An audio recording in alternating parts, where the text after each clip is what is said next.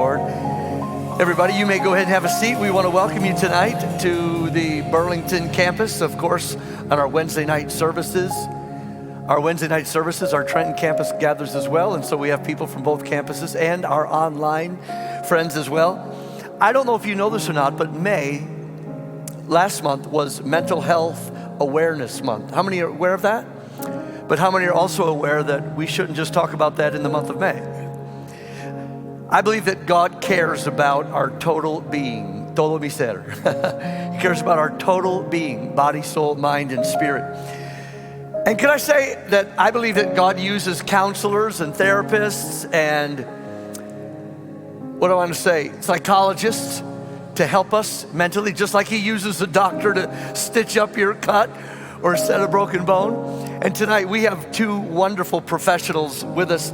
I'd like to introduce them. What we're going to do tonight, Pastor Ruben is going to join me on the platform. He and I are going to have a seat here, and we have two wonderful women of God. They're not only mental health professionals, they're women of God filled with the Holy Spirit. And so we're so glad that they're with us tonight. They're going to join us up here. And Pastor Ruben and I we're going to have a conversation with them, and we're going to ask them some questions, and we're going to pull the curtain back a little bit when it comes to mental health or mental illness. And I believe that God is going to help us understand some things maybe that we didn't understand before. And so that's what this evening is going to be. And then at the close of our conversation, we are going to have a time of prayer.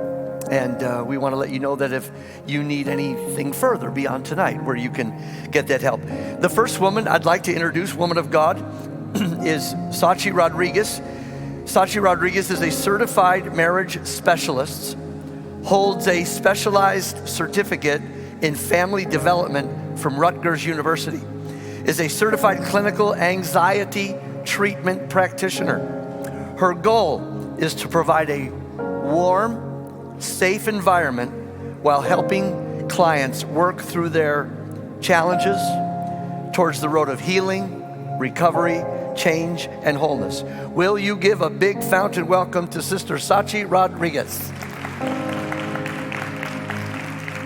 Oh, I forgot to tell you, professional woman of God and member of the Fountain of Life, so we can't miss that. The next is Lorraine Ruiz. Lorraine, if you would come. Lorraine is currently a licensed counselor, but began 20 years ago as a trained lay counselor in the church. For the past 7 years, she has been a part of a private practice, holds a master's degree from Liberty University. She also trains church leaders in lay counseling, not only in the United States, but abroad in many other countries. Will you please give a warm welcome to Lorraine Ruiz.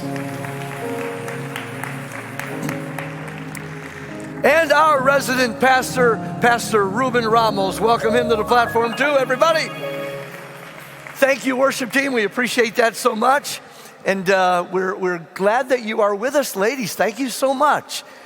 This is the first, we've done some Sunday services, right, Pastor Ruben, with some conversations, excuse me, like this, but this is the first midweek, and the Lord really put it on our hearts to have this conversation tonight. I think that we all understand preaching and teaching, but this is also very important ministry as well. As we jump into our conversation tonight, I'm going to ask Pastor Ruben to share a few statistics that are very interesting, and I think that when he shares this with you, it will help open your mind to really where we are at in America with mental health, anxiety, mental illness, but we'll help define those terms in a few moments. But Pastor Ruben, why don't you share some that you have there with us? Yeah, if you guys were here with us last week, Pastor Dan McCarthy, who spoke with us, he was actually the one to share these statistics, and Pastor Russ and I found them just so interesting that we wanted to be able to bring this to this conversation, be able to kind of repeat what those are. So there was a study taken in 2017 that says citizens of third world countries score healthier on the anxiety meter than we in the United States do. There are 200,000 incoming freshmen in college who reported an all-time low on their mental health and anxiety. And then the average child faces the same amount of anxiety today that the average psychological patient would have experienced in the 1950s. Let that sink in for just a minute. Did you grab that? So the average child today faces the same amount of anxiety as the average psychiatric patient did in the 1950s. Yep. Wow. Why do you think that is, ladies? I mean, I know that's not the first question. my first question is, how did you get into this work? So, and let's call it more than a work. This is really a ministry. So why don't you just share that with us first, and then maybe you could respond to the statistics Pastor Ruben read, and really, why do you think we're facing that in the world today? So go ahead, Lorraine, you first. How did you get into this ministry?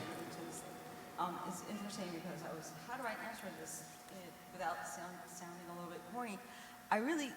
It was as a young middle school, I always knew that I wanted to do counseling or psychologist. And it was, years later, when me and my husband got saved, I had gotten my undergraduate in psychology and social sciences. I got saved and I came to realize the importance of God being part of helping. And so I remember we got, involved in ministry, and I started to do lay counseling in the church, and I went to, did a 2-year certification with Westminster Theological Seminary, has a CCF. Right. And for many years, I did lay counseling in the church, which, I found it very fulfilling, and then God led me to take it to the next step and got my master's. Cool. That's pretty awesome. How about you, Sachi? What led you to get into this field of ministry? Yeah, so they say that hurt people, but then there's always those that are healed, and they walk through those other lives that also need healing. And that pretty much is my story. I experienced a lot of childhood trauma, growing up, and I always said that I never wanted a child to experience the things that I went through. And I always said I want to be a child psychologist. Came to the United States, beginning of my 20s, and then I got involved with the corporate world, but I was always passionate about helping people.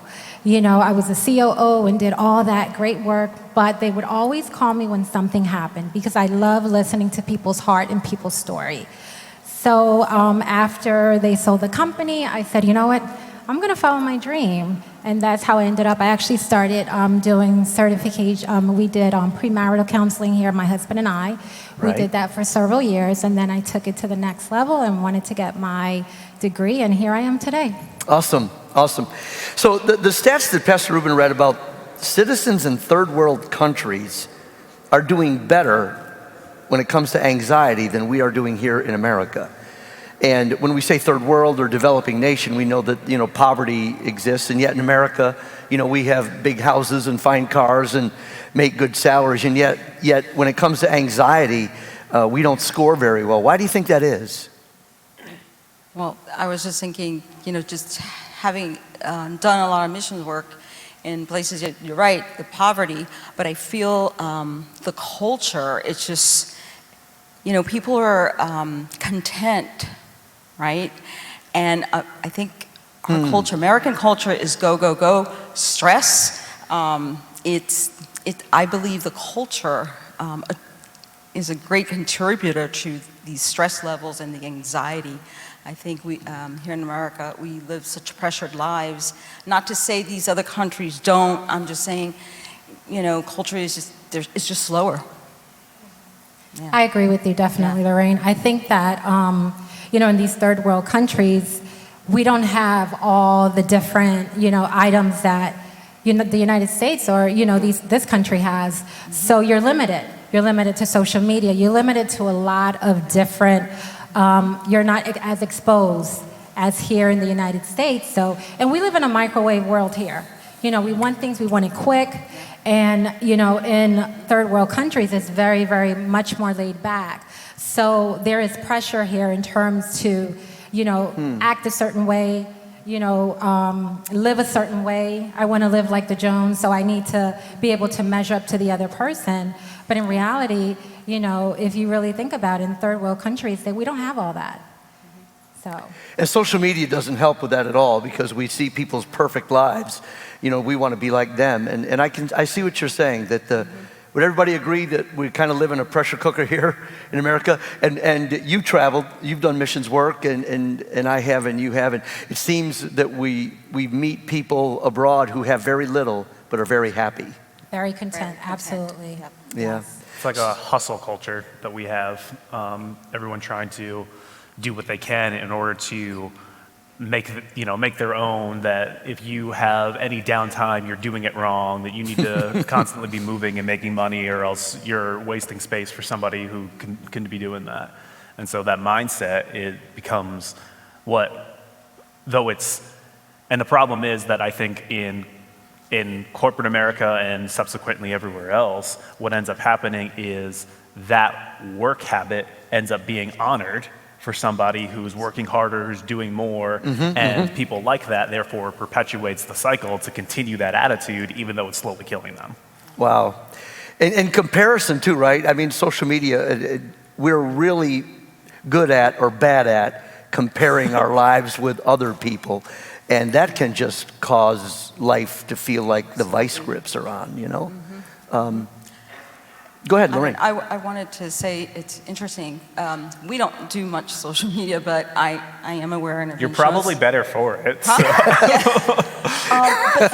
that idea of comparison, and I think, Pastor Russ, you've talked about it, it's like people are showing you the best reel of their lives. Yeah. And it's not just the comparison, that idea of likes. It's like you're a product, and therefore the many likes, then it says, okay, so you're validated. People are looking, right? Your self-worth. Right. The likes, and it affects identity, because if you're looking for that affirmation, and how many likes, and additionally, from what I know, it's also addictive. It affects the dopamine increases when people get addicted, like, oh, how many likes? And so then if you consider, right, it's like we're a product, those that, how many likes did I get? And your validation and self-worth becomes intertwined with that. So it's really, and it's so me-centric activity that, Christ did not intend for that. It's actually sickening to the soul. Right. I know it sounds extreme, but I don't know what you... Yeah, no, absolutely. I was reading a research that was talking about that the three biggest types of mental conditions that people do develop as a result of, social media is anxiety, depression, and even with, all these different stressors as well. So we start to actually compare. So it's like, okay, I need that validation. I need to go back and check and see. I posted this picture. Oh, wait a minute. Pastor Ruben, he has a dog, so let me go get a dog. Let me get a better dog than he does. And then You can't have a better dog than Milo. Milo's the best. Let me get hair like him. Yes, right? It stresses me out. Absolutely, and we start to do these comparisons, and then we start to believe that our next door neighbor, they're living the life, or how can, Lorraine go on all these vacations and I cannot, and it's this false word, and world that we do believe that what we're posting on social media. I think we need to start really having conversations about being real. In terms of what exactly is it that is really happening, and I'm not saying to throw all the garbage on social media, but I think we have to be very cautious because this is what we're actually teaching our kids. We want to take that best selfie, and then we'll take the picture and we'll take it over and over again until it's perfect. And then we need to Photoshop it. And Don't then say we need anything, to post Luann. No, don't say anything, Luann, because when I'm at the shore, I'll take 6 or 7 and then have to look at them later. And then you check the likes. Right. Exactly what it is. This is not about me.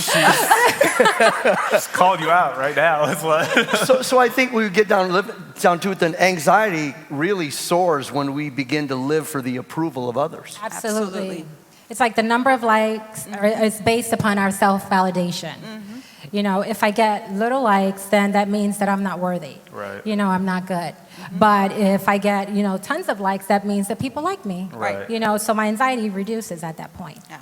And I think one of the things to note too is that you can swing in any direction. You can go too far, because I think the thing that, like, what social media does for us is it does allow us to connect with people in certain ways. One of the things that we experienced during the pandemic is how many people who found us and are now coming to our church because of social media.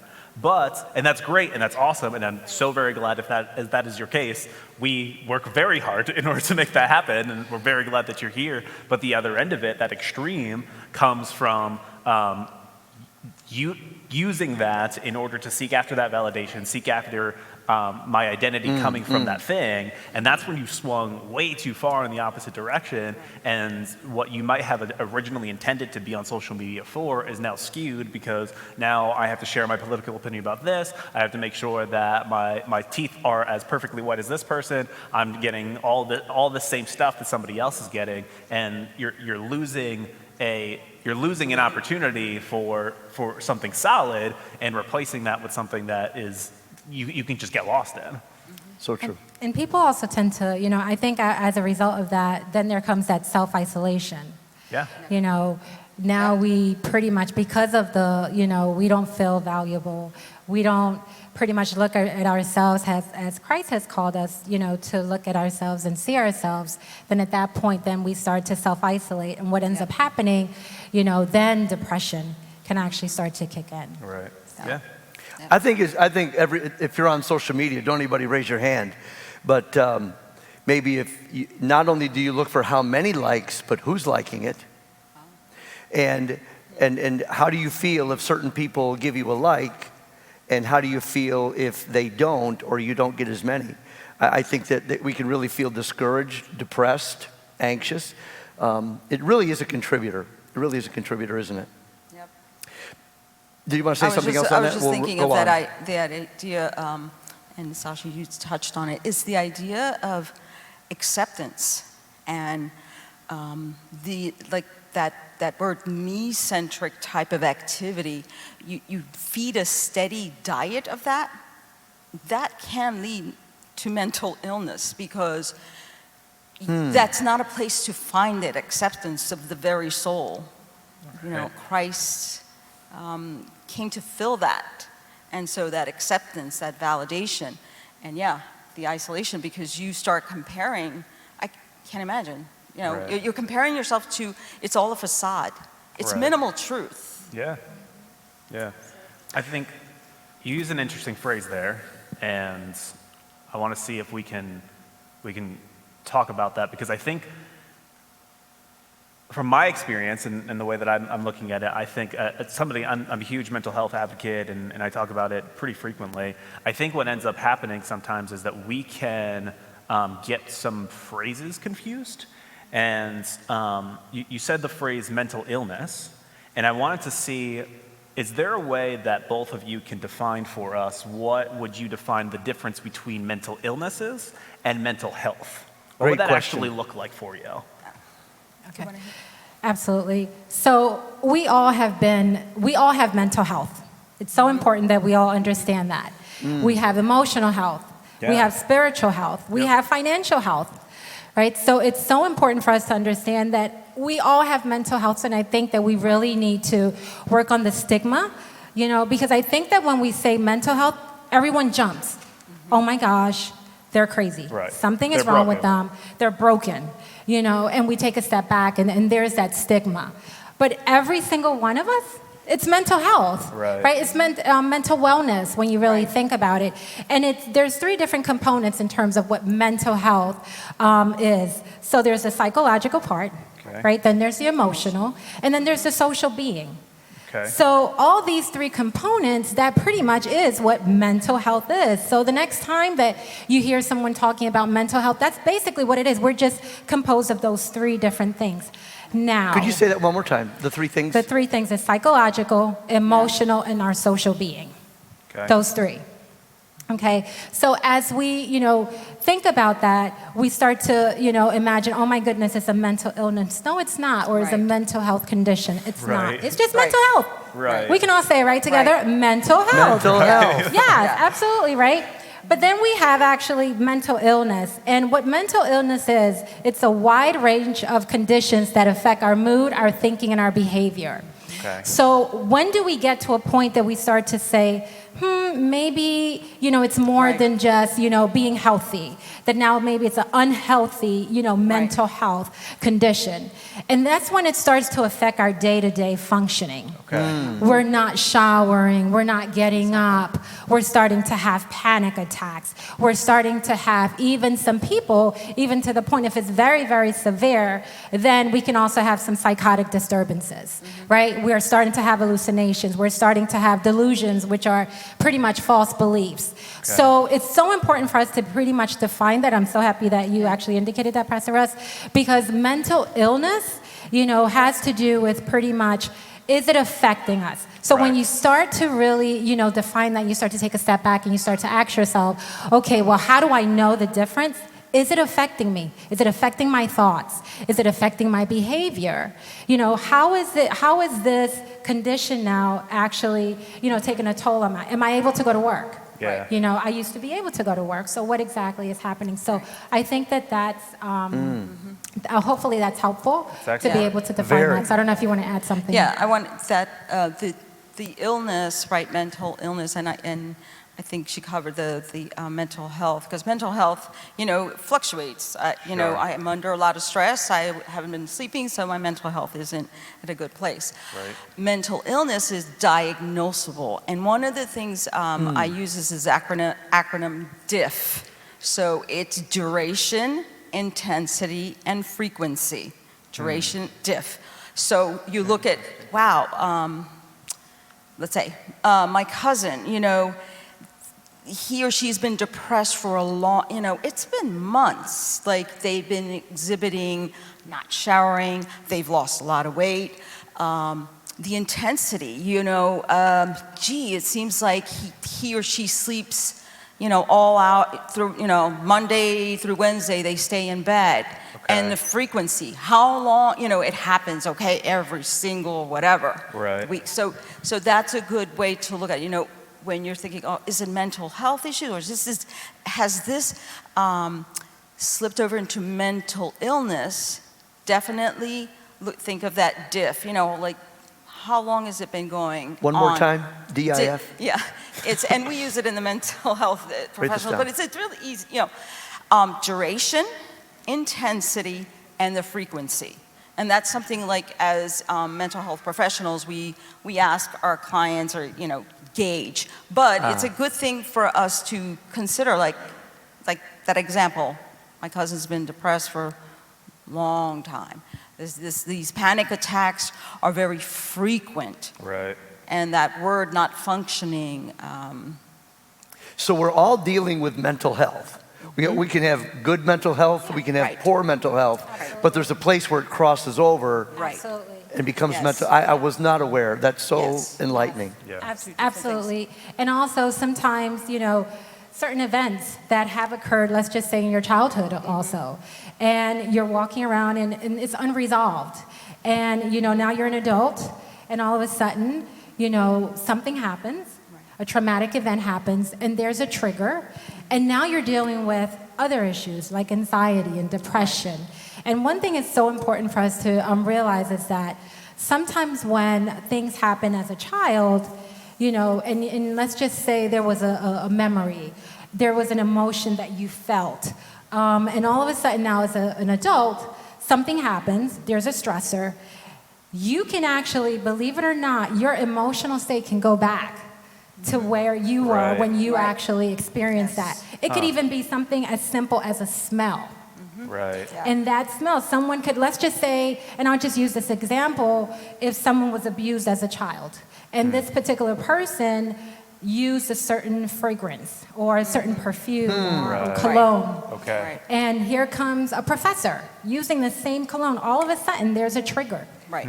So our emotions, it's so important for us to understand our brain is so amazing. It's Right. such a intricate, complicated organ that we have. Right. And what ends up happening is that it goes through our brainstem, and it takes a while. It has to go through 4 different stages in our brain in order to get to the cortex. And when it gets to the cortex, finally is when we can actually process what exactly is it's going on. But at that precise moment, right away, that trigger. So when you see someone reacting sometimes in the store, the supermarket, and just going crazy for no reason, Right. that could have been a trigger. And it's, That could have been anger. and it's literally And this unresolved. moment you're like, why is this 60-year-old man acting like Right. a 12-year-old? Absolutely. And throwing a temper We tantrum? regress. Wow.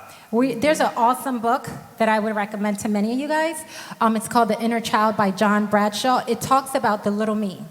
We all have little me's inside of us. So sometimes when we have adult tantrums, that's exactly what ends up happening is that all of a sudden, let's just say, Ruben, Meredith did not want to cook for you today.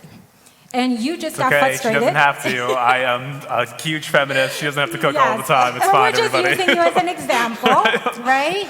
And let's just say you started to just get very upset and angry, right? And, the person is like, wait a minute, what's going on? Why is it that this upsets you so much? Because it's a trigger. So it's so important for us to start understanding. The emotional part is just phenomenal, just to be able to learn, that emotional intelligence in terms of where we are and what actually triggers us and being able to learn about ourselves because every single person walking around has a story. Yeah. Good point. That's really good. Are you up or am I? Okay. Let's talk about some life events. And maybe you've already answered this, but what are some life events, like traumatic things that could maybe push us toward the mental illness part? Well, this, and I'll preface it with, we could go through different things, sudden job loss, losing someone close to you, as Sashi has talked about, having trauma abuse in your early childhood. All these things can trigger you to, and there's all kinds of trauma, war, prisoner of war, violence, all these things, natural disasters National can trigger disasters. and tip you over to mental illness. I'll say this with a preface. However, you also have to factor in that there's also genetic disposition. There's genetic disposition to some families that are very anxious. And so those events can kind of trigger you over to mental illness, which again, as we said before, is diagnosed by a professional. We don't do that. We just, learn and read. However, there's this factor that's called resiliency. You can experience something, I can experience something, the same thing. However, we're going to process it different, and it doesn't necessarily mean it could affect my mental health. But I won't dip into the mental illness factor where it becomes debilitating. So it's important to say, so if you heard some of what Sashi was saying, and perhaps you're thinking, well, that happened to me, maybe I'm gonna have a trigger or a meltdown in the grocery store. We all have that resiliency factor that, it's studied by a lot, many researchers, and I don't think I believe it's God. I believe it's God's grace upon, and each person is different. And I say to people who are, for example, dealing with like grief, that losing a loved one or someone being murdered in your family, I always say, grief is like your fingerprint. You can't say, it's individual. And so just as the same thing, we can have things come in our lives, but how we process and where it tips that scale, it's all individual, as your fingerprint. So is mental illness, is it hereditary? Yes, there's a lot of genetic predisposers to anxiety, schizophrenia. So I heard it skips a generation, because like my grandmother was really... That explains a lot. Are you taking notes, Luann? I don't know what I was going to Diff, say. Yeah, I never read that in the book. intensity. Stop with your diff. Yes, But in all seriousness, how does it, is it hereditary? Yes, there is, particularly, yes, it is. With like a propensity for mental illness? Propensity, yes. It's fair. Yeah. I think that I know that it's very active in my family. I think that's something that something my mother dealt with. I think it's something that my grandmother dealt with, and so I can see that to be, anecdotally, I can see that to be true. I think that I would like to count on that resiliency, that Puerto Rican in me, that se levanta and everything. And, Yes. and we can do. The problem is that I'm on the wrong side of the couch because all the Hispanic people are over here, and I'm just hanging out with my people over here. But I had that joke lined up since the beginning, and I was just waiting to use it. No, I love this guy. I love this guy. But to say that I think that that is something that is common within my family, which to what you guys are talking about relates to some of the things that I've faced in my life. And I was going to say, and also, Sasha, you had to talk about emotional. There's also that emotional makeup. You know, mothers who've had 3, 4 children. Some of our children will be more emotional. They're what I call feelers. There's a lot of research on that. That are more sensitive to things, and I think how they respond and react is going to be different than your other child. We're all different. Yeah, that's really good. So back to the hereditary thing. Yeah. He wants you to diagnose him by the end of this. So I know you said you couldn't. You got to narrow it down. That's what he wants. we have to do a biopsychosocial on you, Pastor, before we get there. I mean, So like we have references that we can send you to. Turn his microphone off, please. So in all seriousness, did I hear you right that if it is mental illness, and I'm not talking just about situational sadness, I mean full-blown mental illness is in your family, maybe you don't know that you have it or haven't experienced it, could a traumatic event trigger that? Yes, I think so. Yes, absolutely. Yes. So it's important to understand that, when clients come in to see us for the first time, we do something that I was just saying, which is the biopsychosocial assessment. A what? It's called the biopsychosocial. Now it's spiritual, so they added that on. So now it's called biopsychosocial spiritual assessment. Okay. And what we do is exactly that. We do a full assessment on, biological, your environmental, your spiritual, so social as well. So we do a full assessment in terms, and we do ask those questions in terms of your family. Is there any type of mental illness?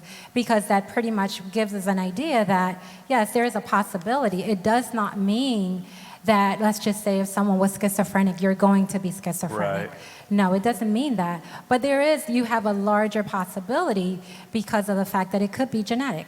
Does that make sense? Yes, it does.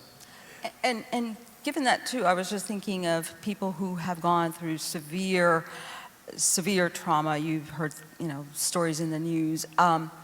That can fracture your mind in such a way that it doesn't necessarily have to be genetic. You could be diagnosed with a mental illness because your mind is so fractured by those events, and that can happen. Right, and which sometimes could turn into personality disorder as Yes. well. Sure. So trauma is a huge component of personality disorders. And I think you said it's how we process it, or what was the word you used? Right. So then if we have a real traumatic event, anyone ever have a traumatic event in your life? Really? Only that many of you was all? No, I mean, like whether it's an untimely death, loss of a job, you're too young to have trauma, bro. Yeah. Like what? No Captain Crunch this morning? That's the extent of your trauma, son.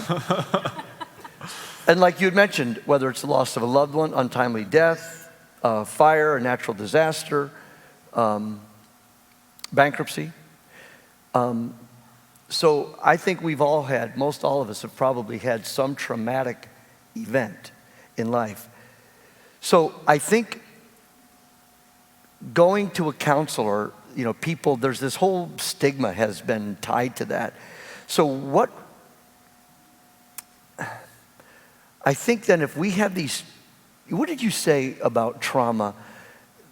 We talked about this yesterday, I think, Ruben, something about trauma, that we've all had it, and that if we don't get some help processing it, I mean, we're kind of in danger of exploding at some point. I said something like that, yeah. Yeah.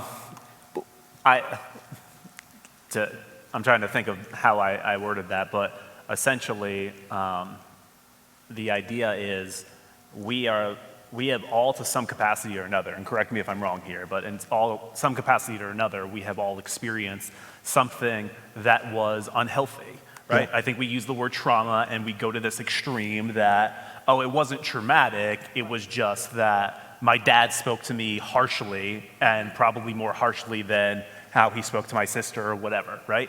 Well, you might not like the word trauma itself, but that moment has an effect on how you interact with other people, right? Absolutely. And so Yes. that's I would think, and correct me if I'm wrong here, I would think that can be defined as trauma.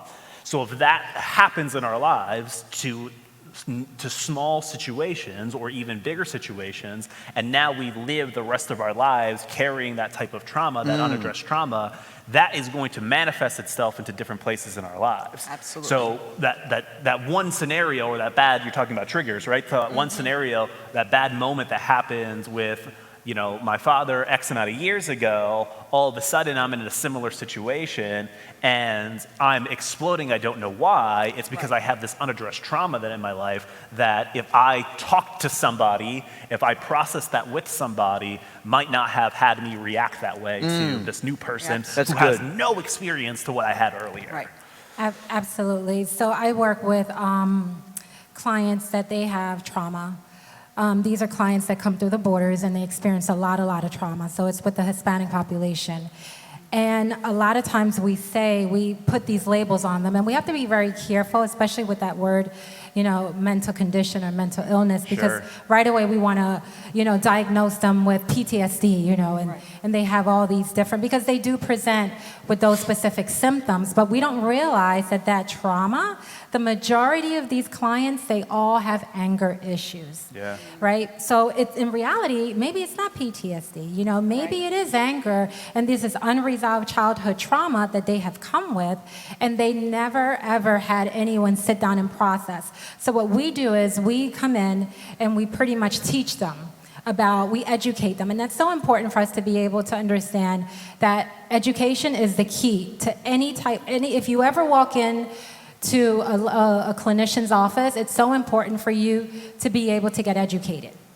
Get educated, learn about it, because the more and more you know, now you can really understand yourself. Yeah. Okay, so that's that self-awareness. So with these trauma clients, what ends up happening is that they're explosive. The children, said something, they become very angry. They're at the dollar store or wherever it is that they are, and they're very, very angry. And we don't realize that these are all triggers. And when you sit down and you listen to the narrative, and you sit down and you listen to their story, and then you can actually connect. It's beautiful. It's like a spider web. Yeah. And you can start to connect where all these different events occurred, and why is it that Susie now is reacting like little Susie, 13 years ago. Good. I wanted to add, it's interesting, that whole thing of trigger and it manifesting itself. So I have a client. Hold your microphone up close, please. I have a client who was from Africa and experienced as a young teenager civil war, some things that she saw. Now, she didn't come in saying that that was what's happening. She came in with anxiety over some event that happened, which then the storytelling starts coming out, and then she shares this piece, and I'm like, oh. Right. There we go. Right. So she said they had to hide in the classroom, and she saw some things, didn't even go into details, because then I started to give her some psychoeducation. So perhaps you're overreacting, your anxiety maybe is connected to that. Sure. So yeah, these triggers, these things do come up in different ways. Yeah. Yeah. You know, I want to ask you a question. I think I know the answer. Probably most everyone here has had some traumatic event happen in your life. And what do you think keeps people from either, I think you said, Ruben, either a close friend or somebody to process this with, or a counselor? So what keeps people isolated?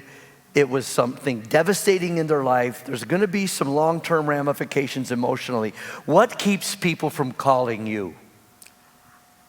You want me to go? Yeah. Because there was, I'll tell you, Yeah. I mean, back when I was young, stupid, capital S.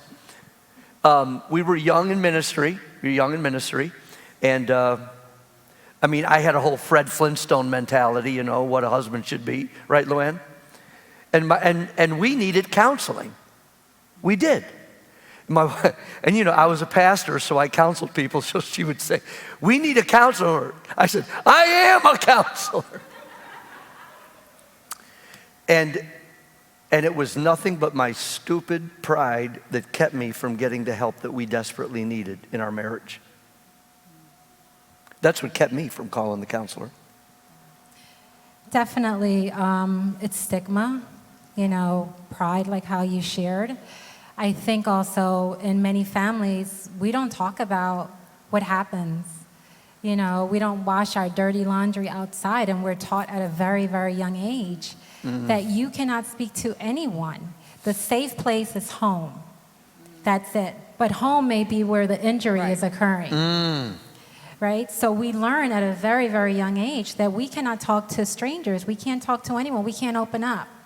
And we get to a point, so even in the private practice that I work with, I've been very blessed to work with leaders that do come in, and we counsel them, and we have pastors and we have leaders, you know, and they hurt just like every single person. They really do. And it's hard sometimes to be able to come in and say, I'm a pastor, I'm a leader, and I need help. Right. But the issue is if we don't do that, then where do we actually seek the true healing? Right.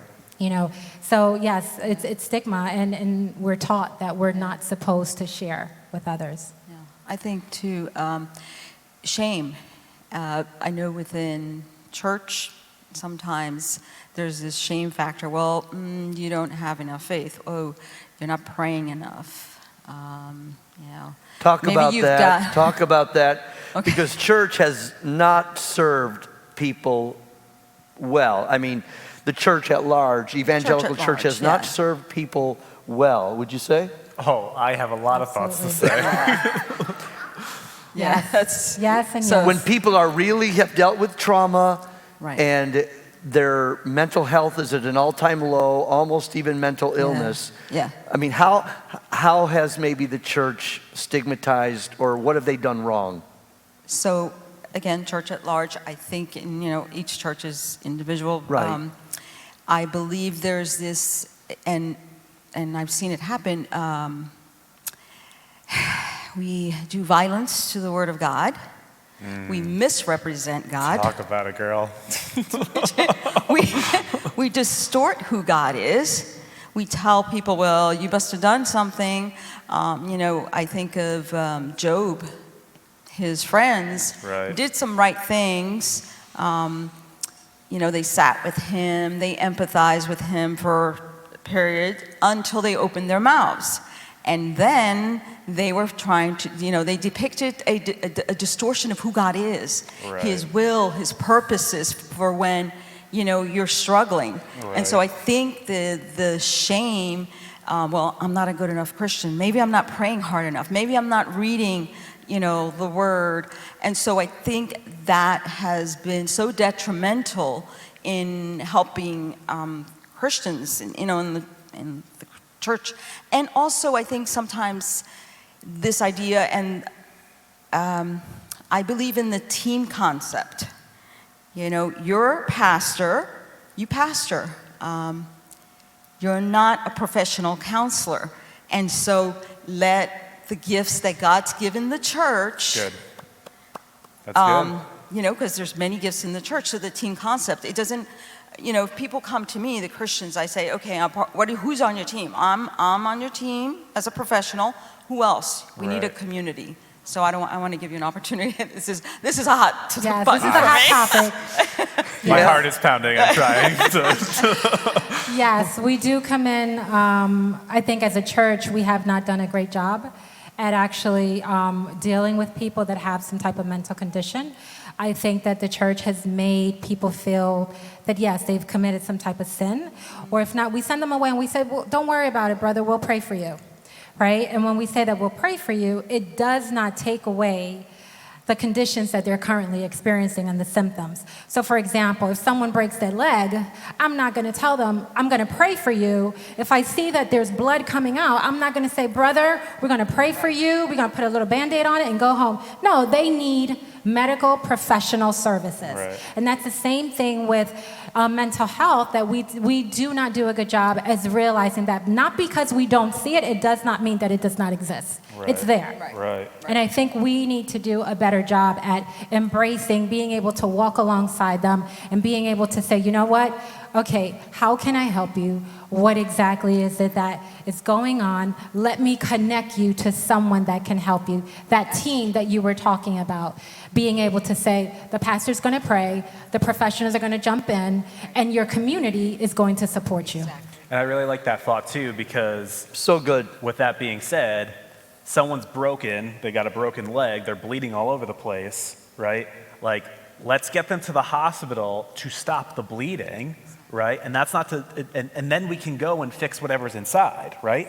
So the point being that, like, that's not to say prayer is not important. Absolutely. That's to say sometimes we have to approach something immediately and then realize, oh, you have interior bleeding as well. That has to be addressed. But I wouldn't have known that because you're covered in blood. And we have to clean this whole thing up first before we get to those other things. So prayer is important, absolutely. But we can't completely dismiss the help that is needed, especially when traumatic experiences come on, especially when these things happen. Those things need to be addressed, and then we can go deeper, or we can go more spiritual and handle those things as well. Yeah, I'm sorry. And again, that distortion of a God who's not caring, that mandate to carry one another's burdens, that mandate to love above everything, right? For God so loved the world. We miss that when we don't direct a brother who's bleeding to the right place. And when somebody's not strong in their faith and they're dealing with that kind of stuff, and you say, I'll pray for you, how's that going to help in the long run? When somebody doesn't understand all of these things, okay, that's just your magic potion to things, and I'm still dealing with all this stuff at the end of the day. And also think about those that are suffering with suicidal thoughts, and we just send them away. Yep. You know, that's Just read your Bible more. It's an attack of the devil. Right. That's Trust a God very more. dangerous position. I know you're just listing them off, but you just saying that I got angry. Yeah. I want to, real quick, you brought up Job, and I think that's a great example, because I think one of the things that people do is, like, when you're sad, you go to the book of Job because you're like, someone can commiserate with me, and are you guilty? Yeah. Read the whole book. Right. Here's my problem with that. When you read that and just like what you're talking about it, and you don't look at it through the lens of your benevolent, loving God. Amen. Talk about it. You read the theology of the friends, and you're like, oh, that makes sense. Yes. And they're wrong. Right. That's the whole point of what Job says. He's saying, you guys are idiots. That's not who God is. Exactly. And so when you look at it and you have these dispositions where, oh, this happened to me because I sinned, because God's mad at me, because all these things, you read the friends who have that same theology and have the wrong theology, and then you read those things being like, oh, this is why, and you're like, oh, okay, I'm done. And you're like, no, keep reading. There's more to that story. No. You're missing the point of that story. Yeah. And we get stuck in this mindset of, oh, no, like that's the reason why. No, if it doesn't line up with who Jesus says God is, then it's not what you're actually, you're missing something here. They were better off just shut up sit quietly with him, and sometimes we have to do that. Yeah. Don't say anything. Yeah. And I'm talking, in the church community with our brothers and sisters. Right. Sorry. No, that's okay. No, I was just thinking about when we were talking about, Job and everything else. Jesus had feelings too.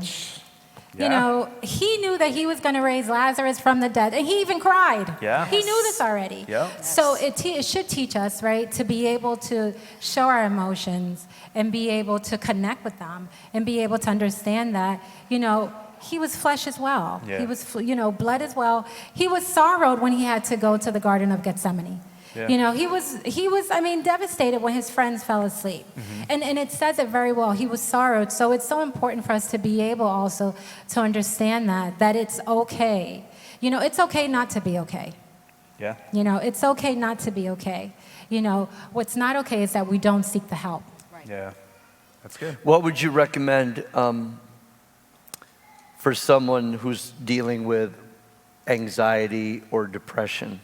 Would you recommend? And could you help us with the difference between just situational sadness, like my cat died, situational sadness, and then actually being depressed, maybe clinically depressed? So I would say that word situational, circumstantial. The idea is this. So I lose my job. I'm depressed. I'm staying in bed for days. Okay. Are they clinically depressed? Oh, they haven't been showering. Maybe they're clinically depressed. The thing is, if they were to get a job tomorrow, would that circumstance, that situation change?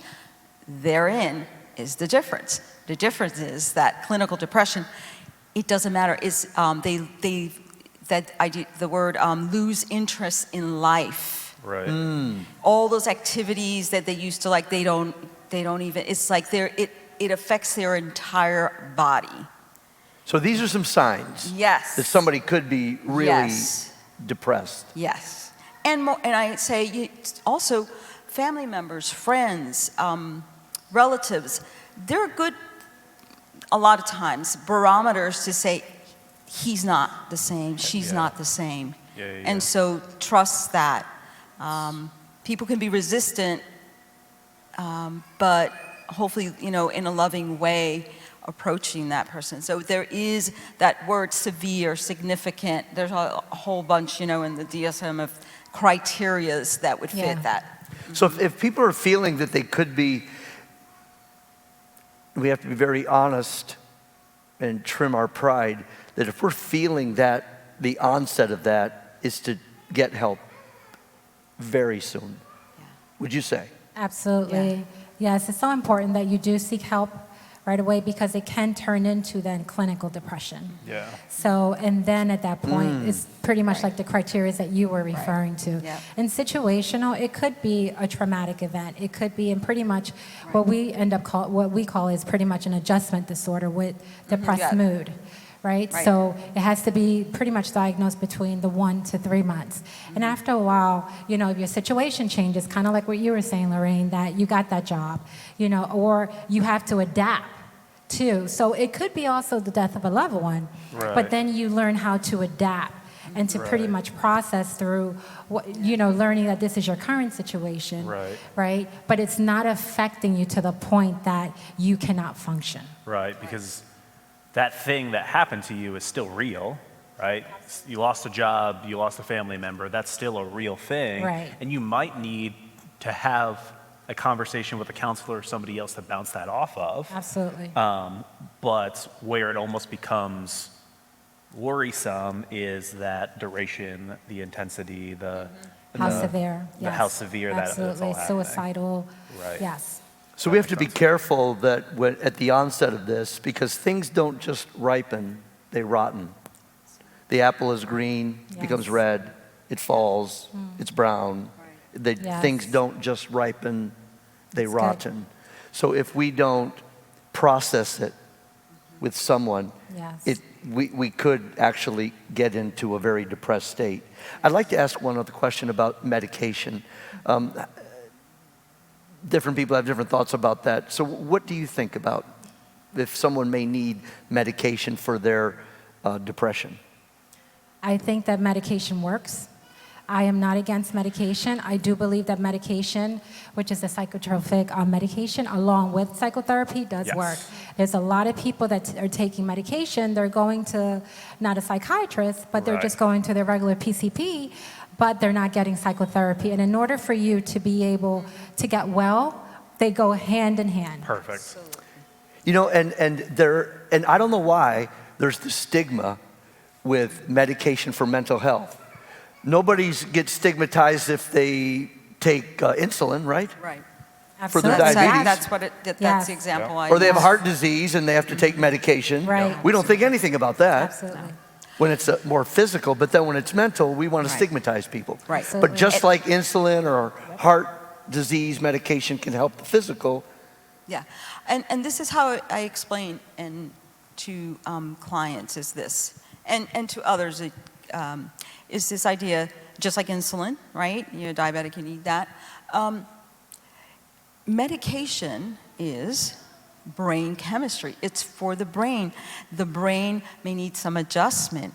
It may need some changes. Sure. And that's where psychiatrists, sometimes PCPs depends with anxiety, but that's what we're talking about, right? That's where it goes for mental health. It's moving up in that scale here. All right, this is you can't function. Your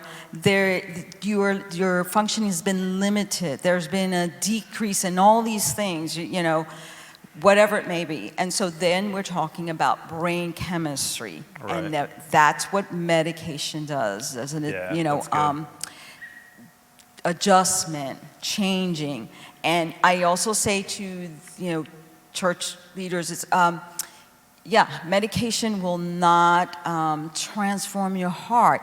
It's not going to bring fruits of the Spirit, because sometimes people think if I just, the excess on the other side is I pop a pill, I'm going to have this, and it's not going to bring about peace or joy or any of that. Good point.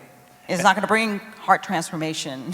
And I think that's really key, and that's kind of what you were saying too, Zashi, that it has to have that combination of still talking to somebody, still going through that. Because I've had the same conversations with people before and the same exact conclusion. And so you might be hearing us and you're like, oh, look at 4 people are saying I could take medication. Yes. And then there's an asterisk that says, as long as you are also talking to somebody. Absolutely. Because you might need that to get to a stable place so that we can then have the conversation about things to go There further. you go. That's key. Very good. Is my counseling working? Yes, Is it's working. Yes, very This good. is what my counselor He's been said. counseling people. Just repeating what she said, so it's fine. Absolutely. Yeah. No, I was just going to add on to what Pastor Ruben was saying as far as medication definitely works. I think sometimes when the clients do come into counseling, they want to just do the talk therapy, but after a while we start to notice, and this is not with everyone, but there are some cases that we do have to tell them, okay, we've done the talk therapy, we need another component. I see. And then we would refer them to a psychiatrist, and then at that point, as a team, we work together. That's great. We don't have much time left, so Pastor Moon, why don't you just take us to that last question, number 11, I think, because this is so enlightening. I could talk till 9 o'clock about number 11. Can I do this? Yeah, go ahead. I'm going to ask number 11. But if we can answer them in like 30 seconds, because I have another question that I want to ask. And then we can answer that one in 30 seconds too, so that way we can still stay within that time frame. Okay, so what are some ways that we all as people can be better friends to somebody who's dealing with either a poor mental health or so far to say a mental illness? Good question. Yes, definitely support. Listening to people. And I think also one of the key things that I want to bring home is that in church we ask the question, how are you doing? Sure. And I want to change that language to how's your heart? Because if I ask you, how's your heart? You have to pause for a second and really think about that question. That's brilliant. But even the nature of the question, that it's just different, causes me to pause. So if I asked you, how's your heart, Pastor Russ? you have to kind of take a step back. You can't just say, I'm okay, the normal response that we give to everyone. So I think giving people, that space, that safe space, because church has to be that safe space, and being able to sit with someone and really listen. And you know what? You may not know what to say, but just being there is pretty much what matters. That's good. Very good. And I think also that idea of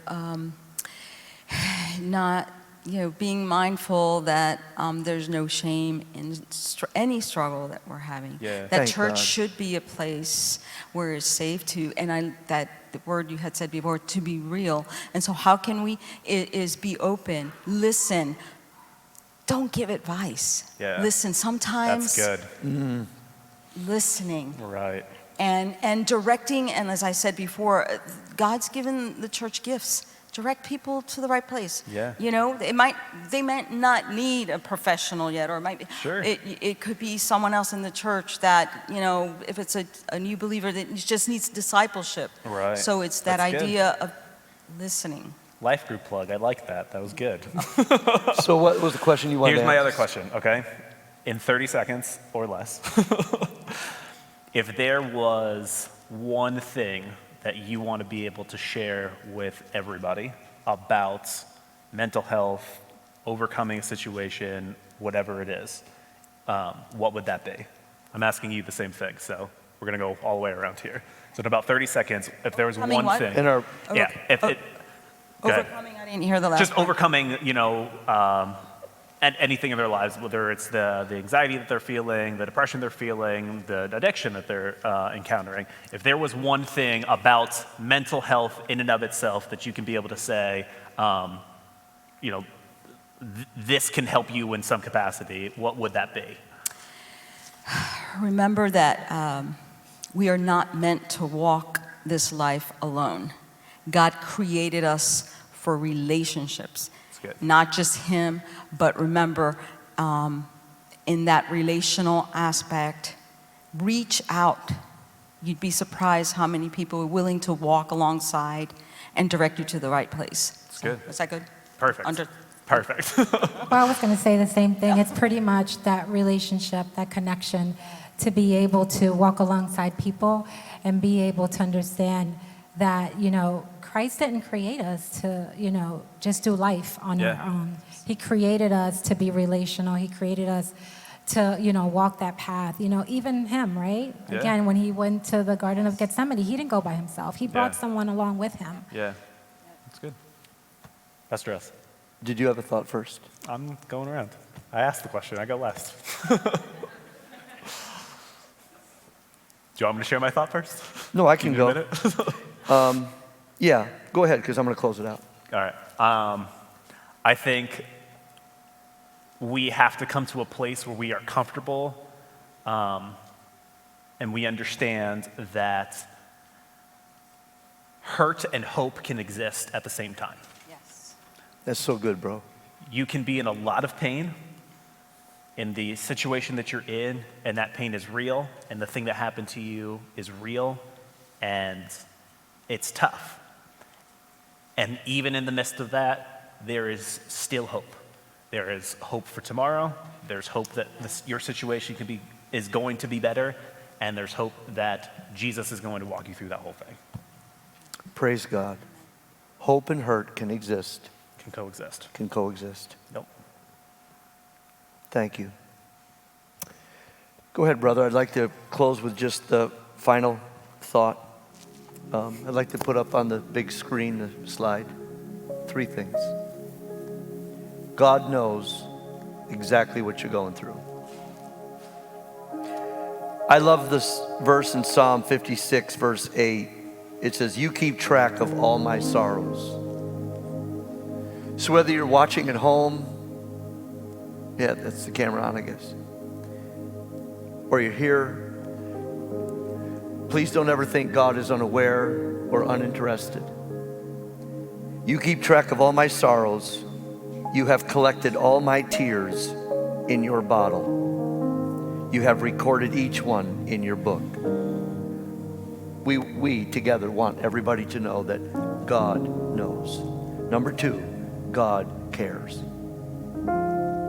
1 Peter 5:7 says, cast all your anxiety on him because he cares for you. Praise the Lord. God knows and God cares. And number 3, God heals. I shared earlier the scripture from Luke 4:18. Jesus said, he sent me to heal the brokenhearted. God knows, God cares, God heals. And I think it's safe to say that God uses others in the body of Christ to bring that healing to pass. So maybe we don't wait for him to zap us. Maybe we talk to a professional. We process the pain with someone and trust his healing process. And sometimes that's a long process. Amen. So if you've been hurt, you've suffered some trauma, you deserve to take care of yourself. You deserve to take care of you. Investigate your emotional wounds. And you're safe to heal with those who love you.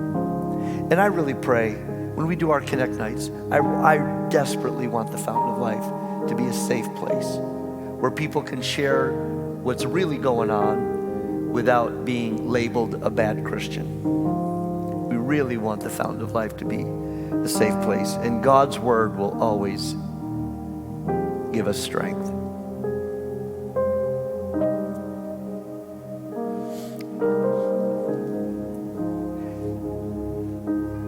I hope tonight's been helpful to you. It's been helpful to me in understanding. I'm thankful for a good counselor. Remember in 2010, honey, when we went through that hard trial and I finally got over myself? We went to counseling. Yeah, we did. Boy, my eyes got opened up. And he really helped us process the trauma we were going through. I'd like us just to bow and reflect. Maybe just sing chorus there, David. And then just let us reflect and maybe kind of investigate your own emotional wounds.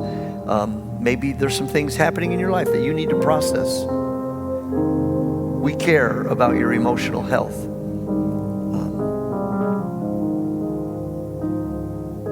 And I promise you, Fountain of Life will be a safe place to process that. Contact us. We can put you in touch with either these professionals or maybe you just need to talk to a pastor, right? We're here for you. Just sing chorus, if you will, and then we're going to pray.